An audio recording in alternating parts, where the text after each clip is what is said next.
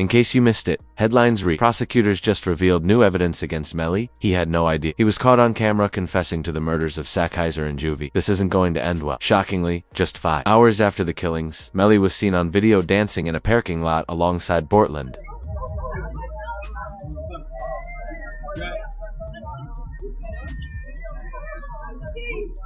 Melly still turned regardless of what happened this early morning. He's still out here being very positive. Turned still. Hey! But no, still turned. Regardless of what happened. You already know.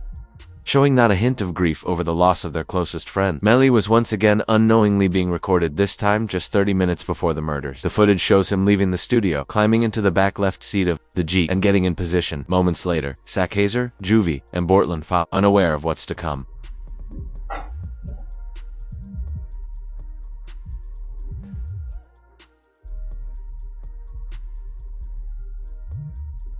Excuse me, you're able to see?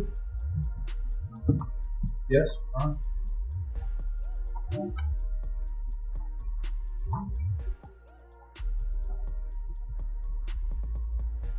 Official court documents state the trajectory of the bullets moving from left to right inside the vehicle supports the allegation that the shots were fired from the back left seat where Melly was seated. This placement was also confirmed by Juvy's mother. Can you state your name before we move to the hearing? I'm Leon. And are you related to one of the... Yes, I am. How's mother.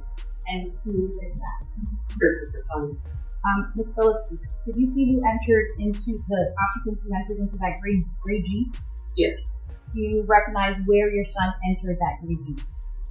Yes. Which seat? If you can identify for the jury. He got in the back seat on the right hand side. Did you recognize the individual that got into the back seat on the left side, the rear driver's side? Yes. And who was that individual? Janelle. But in order to release Mariah, she had to agree to testify in the Melly case. But she took to Facebook to say, "Thank you to my village. I love y'all so much. God's plan, not mine." As the feds have evidence of Melly allegedly witnessing tampering with Mariah before the first trial, this is a completely new charge against Melly, which will have him facing life in prison regardless of if he took out Sakchaser and Juvy. Mariah Hamilton is spending her first day at the Broward County Jail. She has no arrest record until now. U.S. Border Patrol agents arrested her at Miami International Airport Monday after she arrived on an international flight. Court records show Hamilton was ordered to testify in Demon's first trial in 2023. To secure her release, Mariah was required to agree to testify in the Melly case. Shortly after, she posted on Facebook, "Thank you to my village. I love y'all so much. God's plan, not mine." Meanwhile, federal authorities claim they have evidence showing Melly was involved in allegedly tampering with Mariah ahead of the first trial. This has now resulted in a brand new charge, one that could land Melly in prison for life, regardless of whether he's ultimately found guilty of killing Sakchaser and Juvy. Filing 6 new charges against Demons and 2 others who were allegedly involved. The charges include tampering with a witness, directing the activities of a criminal, solicitation or conspiracy to commit tampering, and unlawful use of a two-way communication device. Now, a couple of those charges actually carry a life in prison sentence if there's a conviction. The witness tampering charge is entirely separate from the murder case, but its impact has been significant. As a result of the charge, Melly has been banned from using jail phones for the past year. The situation became so serious that even Melly's mother addressed it publicly during an interview, expressing concern over the restrictions. My son has not been convicted of anything, and even other inmates that have been convicted or anything, they have the right to use a telephone. They have a right to just to be allowed to write letters to their loved ones, to receive their mail. They hold his mail, they don't give it to him. If the evidence of tampering holds up, it explains why Melly's been barred from using jail phones. But what truly threatens to seal Melly's fate is what Portland might do next. He holds the power to completely destroy Melly's case. If he chooses to flip hand, that outcome is more likely than it seemed. After all, Melly already tried to shift the blame onto Portland during the first trial, when his own lawyer pointed the finger at him in court. For his lives. Portland Henry shows up at Memorial Hospital, Miramar. You don't see him sitting there, but where you will see him sitting is in the driver's seat of the car, two bodies, car, riddled with bullets. When he shows up with a change of clothing, change of shirt, powder residue on his hands, evidencing that he had discharged his firearm. And he lies. He lies about where the incident occurred. He lies about how it occurred. And he lies about not having the phone. I think it was Miss Bradley herself who said, everybody has a phone in the pocket, not Portland Henry. During the first trial, Melly's lawyer claimed that Bortland had lied to federal investigators, pointing out that he was the last person seen with Sakchaser and Juvy, and that gunpowder residue was found on his hands. An investigator even went on record to elaborate on those findings, further casting suspicion on Bortland's role in the murders. So the right hand of Portland Henry contained 0 particles characteristic of pot residue and two component particles. And the left hand contained 1 particle characteristic of pot residue and 1 two-component particle. And can you explain to us what that means? Basically, overall, there was pot residue present on the hands. Bortland was clearly upset by Melly's legal strategy. After Melly's case ended in a mistrial, Bortland tweeted, "Mind games don't work on people like me," followed by a handshake emoji hinting he might be open to cutting a deal. But things take a darker turn if Bortland ends up on trial alongside Melly. Prosecutors are prepared to use his original police interrogation from the night of the murders, where he was caught lying to protect Melly, as key evidence to turn the case against both of them. Tell me what happened. And I was playing music, you know, I've already been sleeping. Almost home, you know what I'm saying? And like, it's out of nowhere, like, shirt, you know what I'm saying? So, and I ducked down, you know what I'm saying, in the car, and I almost crying. Let me back you up a few minutes. Where were you coming from? From Fort Lauderdale. Fort Lauderdale studio. Which way did you take? To I-75, 595 to 75.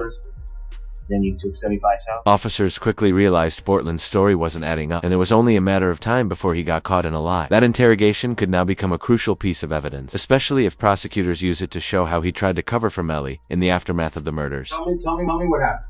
And I was playing music, you know, I've already been sleeping, almost home, you know what I'm saying? And like, it's out of nowhere, like, shirt, you know what I'm saying? So, and I ducked down, you know what I'm saying, in the car, and I almost crying. Let me back you up a few minutes. Where were you coming from? From Fort Lauderdale. Fort Lauderdale studio. Which way did you take?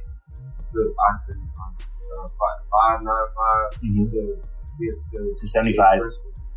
Then you took 75 south? As the officers know, his story isn't adding up, and Bortland would eventually get caught in a lie.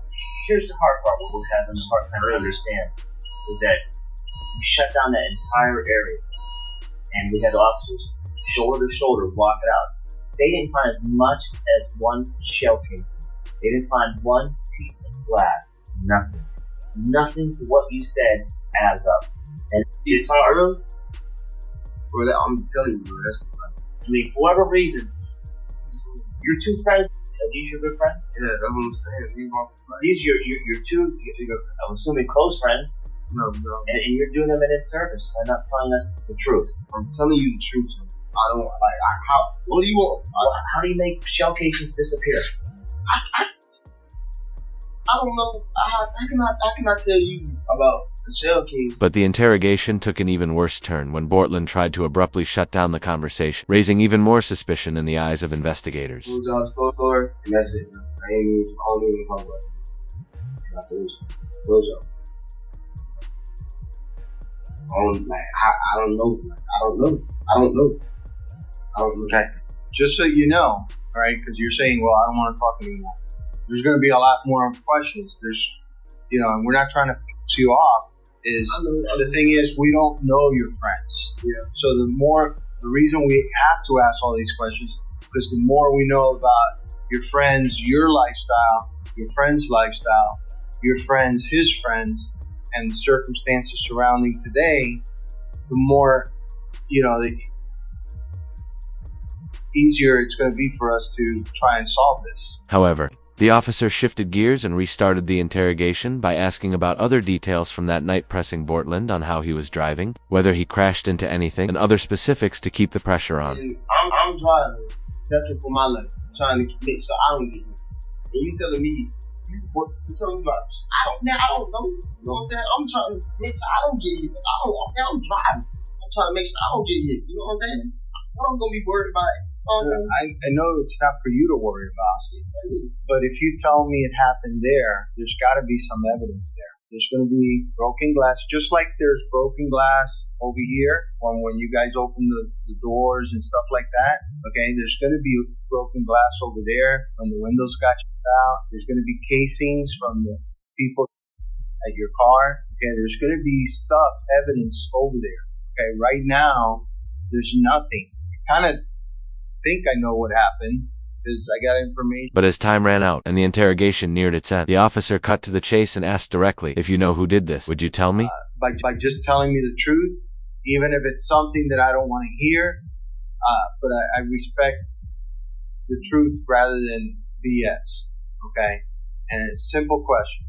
If you knew who did this, okay, you may or may not know. If you knew who did this, would you tell me? It's either a yes or no question. Answer.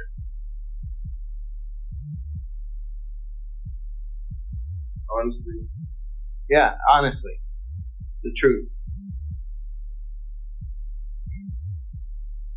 You wouldn't? I wouldn't really be quiet. But Bortland refused to give a verbal answer. He simply shook his head no, too afraid to speak, fearing the officer would catch him in a lie if he said it out loud. Despite everything, Melly's legal team has continued pushing for his release. According to report, his lawyers have just submitted their final motion, requesting bond ahead of his trial in September. This time, they're confident he'll be granted release, and Melly himself even spoke out, expressing hope about finally getting out of jail.